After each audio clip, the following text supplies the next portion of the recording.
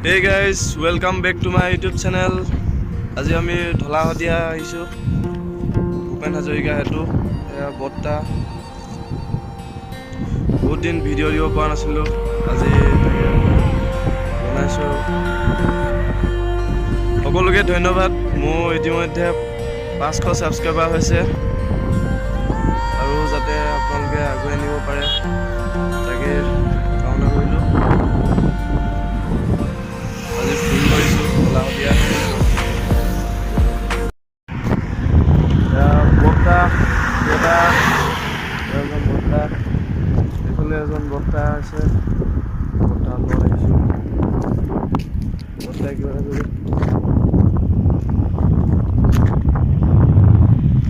কি ক'ম আৰু এয়া শদিয়া দলং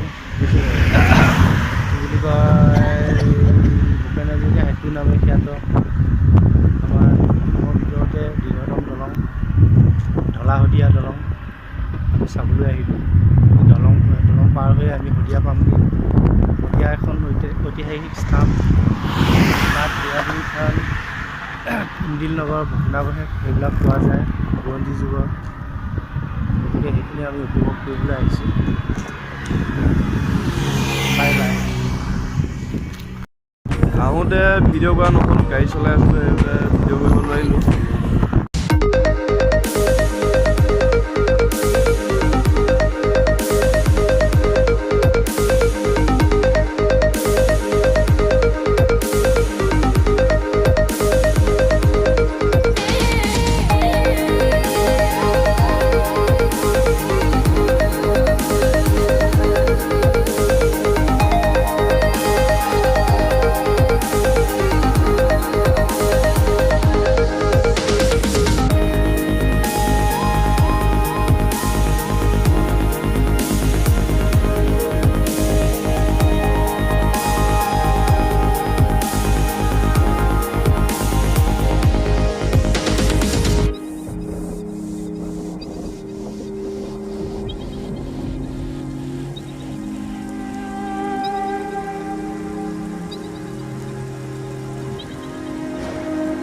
আমি এতিয়া অৰুণাচলৰ জিয়া নামৰ ঠাইখিনিত গৈ আছোঁ তাতে ড্ৰিংকিং ৱাটাৰ প্ৰজেক্ট আছে জিয়া বলুং বুকং এৰিয়া জিয়া নৈখন তাৰ পৰাই আৰম্ভ হৈছে ভিডিঅ'টো আপোনালোকে চাই থাকক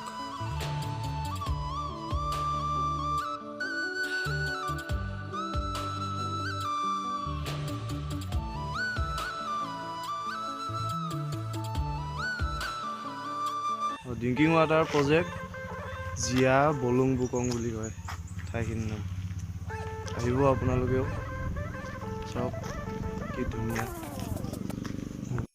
জিয়াৰ পৰা অলপ ভিতৰলৈ সোমাব লাগে এখন পাৰ্ক হয় 2020 চনৰ 6 নৱেম্বৰত এই প্ৰজেক্টটো অপেনিং কৰা হৈছিলে চুইমিং পুল আছে ইয়াত আপোনালোকে আহিব পাৰিব সাঁতুৰিব পাৰিব এইফালে জিয়া নদী এখন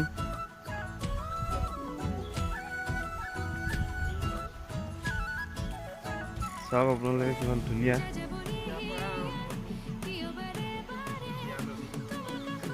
সাঁতুৰিব মন গৈছে আৰু কাপোৰ কানি নানিলোঁ সাঁতোৰা নহ'ব এতিয়া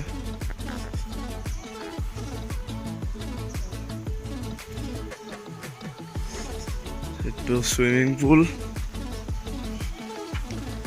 এইফালে জিয়া নদী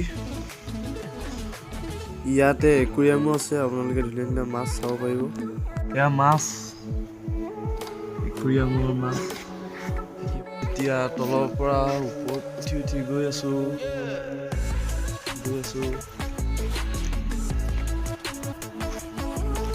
এয়া মোৰ পাছফালে জিয়া নৈ বহুত চাফা আছে পানীখিনি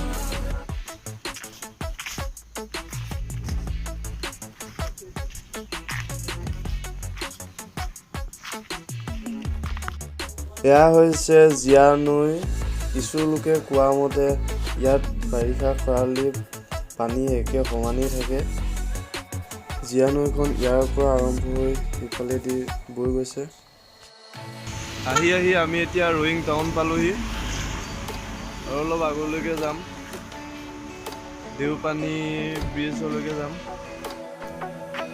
welcome to Mehao wild life sanctuary. এইফালেদি মায়'দিয়া যাব পাৰি। আমি এতিয়া চেলি লেকলৈকে গৈ আছোঁ। ইয়াৰ এই ৰাস্তাটোৰ ওপৰলৈ উঠি যাব লাগে, তেতিয়া আমি চেলি লেক পাম। আমি এতিয়া চেলি লেক পালোহি।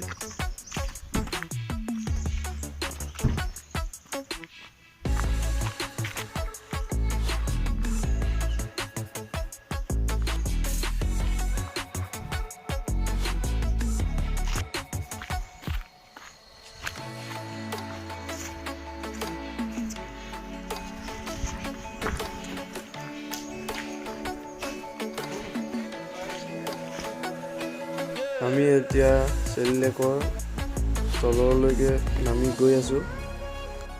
হ্ৰদটো আপোনালোকে চাই লওক এবাৰ।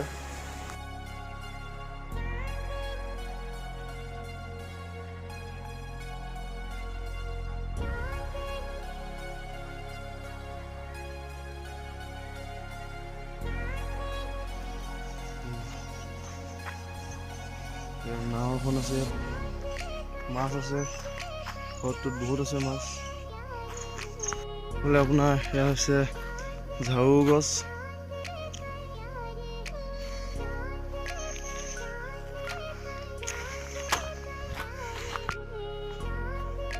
তাত আমলখিটা পালোঁ, তাকে খাই আছোঁ। তাত উশাহ লওঁতে বহুত কষ্ট হৈছে দেই, বহুত ওপৰলৈ আহিলোঁ।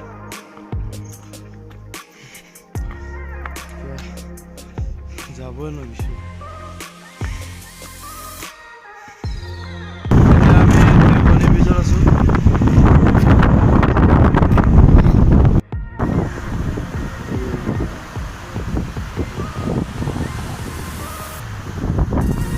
দেৰি হোৱাৰ বাবে আমাৰ তলত নমা নহ'ল।